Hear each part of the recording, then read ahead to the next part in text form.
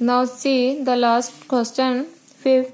Is it possible to design a rectangular park of perimeter 80 meter and the area is 400 meters square? If so, find its length and breadth. ये भी similar question ही है, लेकिन इसमें perimeter दिया है और area भी दिया हुआ है। ठीक है, देखो कैसे करना है। हमने इसकी लेंथ और ब्रेथ हमें नहीं दी हुई, तो उसको लेट कर लेते हैं हम। तो सबसे पहले एक ड्रॉ करते हैं हम, जहां पर एक रेक्टेंगल, ये हो जाएगा हमारी, ये होगी लेंथ, ये होगी ब्रेथ। ठीक है, लेंथ मान लेते हैं हम x और ब्रेथ को मान लेते हैं हम y। नेमिंग कर देते हैं ABCD। अगर ये y है तो ये भी y होगा, ये x है तो ये भी क्या होगा, x। तो लेट कर लो यहाँ पर, let the length of the rectangle it will be x metre. हम इसको मान लेते हैं x मीटर। ठीक है, तो एंड ब्रेथ जो है वो मान लेते हैं हम y मीटर। ठीक है, तो उसने कहा कि जो उसका पेरीमीटर है, अकॉर्डिंग टू क्वेश्चन उसका जो पेरीमीटर दिया है, देखो पेरीमीटर क्या होता है, 2 इंटू एल प्लस बी, और जो एरिया होता है रेक्टेंगल का वो क्या होता है, एल इंटू बी। तो इसको हमने x माना है, ये क्या है, y।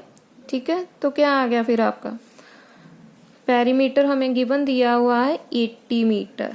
So therefore 2 into x plus y is equal to 80। ये 2 जो है उस साइड जाकर क्या हो गया, डिवाइड, 80/2 कैंसिल किया, ये आ गया आपका 40। So x plus y is equal to 40। इसको मान लो ये आपकी फर्स्ट इक्वेशन है। ठीक है, अभी उसने एरिया दे रखा है। नाउ एरिया देखो क्या है, एरिया ऑफ अ रेक्टेंगल, ये आपको गिवन दिया है ऑलरेडी 400 मीटर स्क्वायर। तो एरिया क्या होता है, एल इंटू बी। तो यहाँ पर आ गया x into y is equal to 400।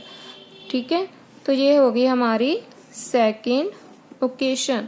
यहाँ पर भी देखो 2 वेरिएबल आ रहे हैं हमारे पास, तो हमें एक ही वेरिएबल बनाना है, तभी जाकर क्वाड्रेटिक इक्वेशन हमारी सॉल्व हो गई। तो हम क्या करते हैं, फर्स्ट इक्वेशन में से वैल्यू निकालकर इसमें पुट कर देते हैं। तो यहाँ पर लिख लेते हैं फ्रॉम 1, y की वैल्यू क्या आ गई 40 माइनस x, ये आ गई हमारी थर्ड इक्वेशन मान लो इसको।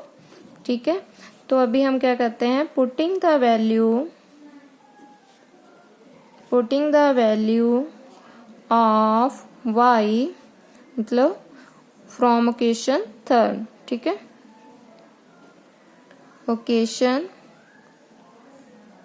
Third, putting the value y in equation first, second च पुट कर देनी है हमने। ठीक है, एंड देन वी गेट, जो y की वैल्यू यहाँ पर पुट कर दो, x into 40 minus x is equal to 400। अभी मल्टीप्लाई करो, ये आता है 40x minus x square is equal to 400। ये माइनस का एक्स स्क्वायर उस साइड जाकर क्या हो जाएंगे, पॉजिटिव, क्योंकि हमें ये नेगेटिव नहीं चाहिए होता। तो ये बन गया एक्स स्क्वायर, प्लस के 40 हैं तो माइनस के हो गए। ये ऑलरेडी अपनी स्पेस पर ही है। ठीक है, अपनी प्लेस पर ही है, तो साइन नहीं चेंज होगा, एज इट इज ही आ गया, इज इक्वल टू 0। अभी इसके फैक्टर बनाकर करना है वो कर लो, नहीं तो हम डिस्क्रिमिनेंट के, उसने बोला हुआ है इस एक्सरसाइज में डिस्क्रिमिनेंट के साथ करो, तो वही कर लेते हैं। बाकी यहाँ स्पेशल अगर लिखा हो ना, मेंशन किया हो, ये फॉर्मूला अप्लाई करो, फिर ही करते हैं, बाकी आपकी मर्जी होती है कैसे करना है। ठीक है, तो यहाँ पर हम क्वाड्रेटिक इक्वेशन का फॉर्मूला अप्लाई करते हैं। So a is equal to 1, b की वैल्यू हम मान लेते हैं ये हमारी है 40 और c की है हमारी 400। तो फॉर्मूला लगा दो यहाँ पर, D is equal to B square minus 4ac। जहाँ पर क्वाड्रेटिक इक्वेशन का फॉर्मूला इसीलिए लगा रहे हैं, उसने लिखा हुआ is it possible to design a rectangular park for this and area this. तो हमने लेंथ और ब्रेथ फाइंड आउट करनी है इसकी यहाँ पर अभी। तो अगर हमारी वैल्यू पॉसिबल हुई तभी निकाल सकते हैं। तो बी स्क्वायर माइनस 4ac आ गया, बी की वैल्यू पुट करो -40 स्क्वायर माइनस 4a है हमारा 1 और c है हमारा 400। सो 4 का स्क्वायर हुआ 16, 0 का पावर 2 है तो 2 0 आ गई। यहाँ पर माइनस का स्क्वायर पॉजिटिव हो गया, इसको इसके साथ मल्टीप्लाई करो 4 4 दा 16, साथ में कितनी 0 आ गई 2। सो 1600 माइनस 1600 0। तो यहाँ पर d की वैल्यू क्या हो गई 0। जब d की वैल्यू 0 हो तो फिर क्या होता है, so the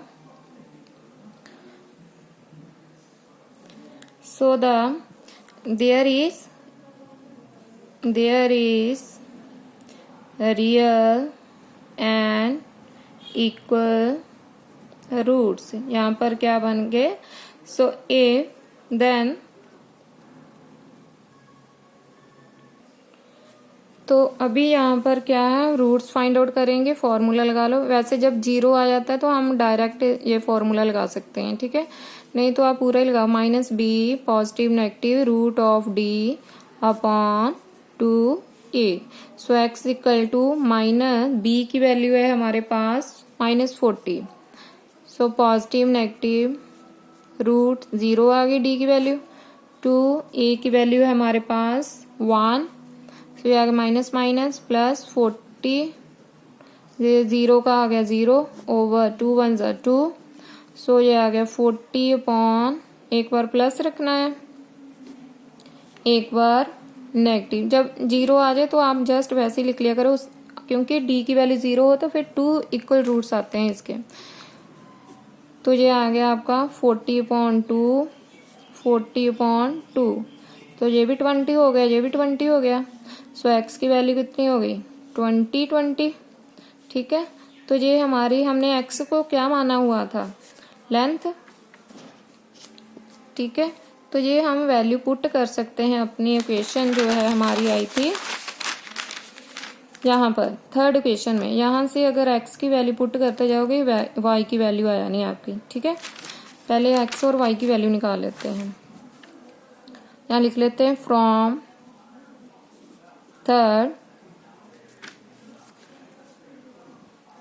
if x equal to 20 then y था हमारा 40 माइनस x। यहाँ पर वैल्यू पुट कर दो, 40 माइनस 20 तो कितना आ गई, y की वैल्यू कितनी होगी 20। देन अगेन सेम ही वैल्यू है, देन 40 माइनस x मतलब 40 माइनस 20, ये भी 20 होगी। अगर x की वैल्यू 20 है तो y की वैल्यू भी क्या होगी 20, ठीक है। तो दोनों ही वैल्यूज जो है उनकी क्या क्या आ गई, सेम आ गई, 2 इक्वल रूट्स आ गए, ठीक है। ठीक है, अभी देखो उसने कहा लेंथ और ब्रेथ निकाल लेते हैं हम। सो लेंथ पे कितनी होगी, सो लेंथ को हमने माना हुआ था x, तो it will be 20 meter and breadth will be 20 meter. So उसने कहा था, एक और लाइन बोली थी उसने, is it possible to design a rectangular park. तो आप लिख सकते हो यहाँ पर hence yes it is possible to design a rectangular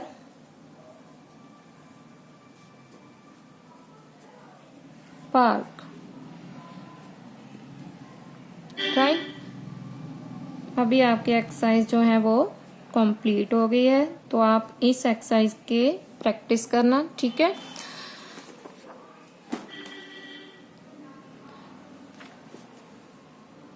thank you.